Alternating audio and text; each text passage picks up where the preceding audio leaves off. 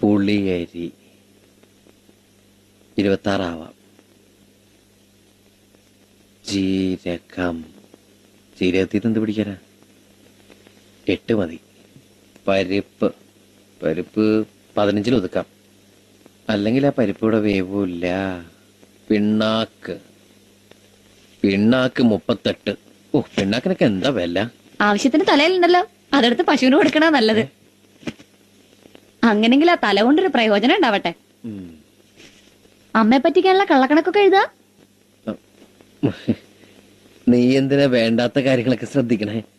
ദൈവമേ, ഇനിയെങ്കിലും ഒരു പെണ്ണിനും ചൊവ്വാദോഷം വരുത്തരുതേ. എത്ര നല്ല കല്യാണാലോചനകളാ വന്നത്. എല്ലാ സർക്കാർ ഉദ്യോഗസ്ഥര്, സർക്കാർ ജോലിക്കാരുടെ കാര്യം നീ പറയരുത്. സർക്കാരിന് തന്നെ അവരൊരു വലിയ ജോലിയായിട്ടിരിക്കുക. എനിക്കിത് വരണം. എന്റെയും ചൊവ്വാദോഷം കൊണ്ടാണല്ലോ ഞാൻ ഇതുപോലെ ഓരോന്ന് കേൾക്കണത്. എടി നന്ദി വേണോടി, നന്ദി. ഈ കിഴക്കേതിൽ സുന്ദരേശൻ വന്നില്ലായിരുന്നെങ്കിൽ നീ ഇപ്പോഴും കൂമ്പടഞ്ഞ തെങ്ങ് പോലെ മൂത്ത് നരച്ച് നിന്ന് പോയനെ. അന്ന് നിന്റെ അച്ഛൻ കൃഷ്ണൻ. ഓ, ഇപ്പോഴും എന്റെ അച്ഛൻ കൃഷ്ണൻ തന്നെയാ. ആ കൃഷ്ണൻ, കാട്ടുവള്ളി കൃഷ്ണൻ നിന്റെ മുഖത്ത് നോക്കി പറഞ്ഞു, നീ ചത്താലും മറക്കരുത്. എന്നോട് ആരും ഒന്നും പറഞ്ഞിട്ടില്ല. പറഞ്ഞു.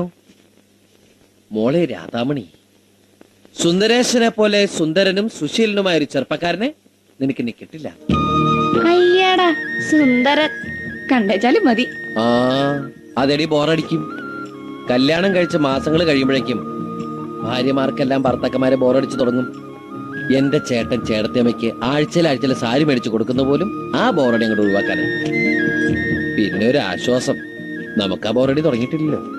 ഇക്കണക്കിന് പോയാൽ എനിക്ക് പെട്ടെന്ന് ബോറടിക്കും.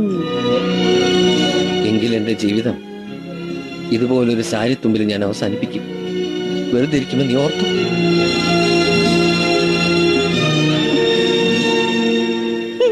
വെറുതെ പേടിച്ച ഞാൻ അതിനെ ഒറ്റയ്ക്ക് പോവോ?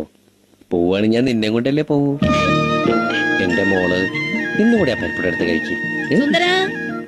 കണക്കൂട്ടി കഴിഞ്ഞില്ലേ? എന്റെ എല്ലാ കണക്കൂട്ടിലും തെറ്റിക്കൊണ്ടിരിക്കാമേ.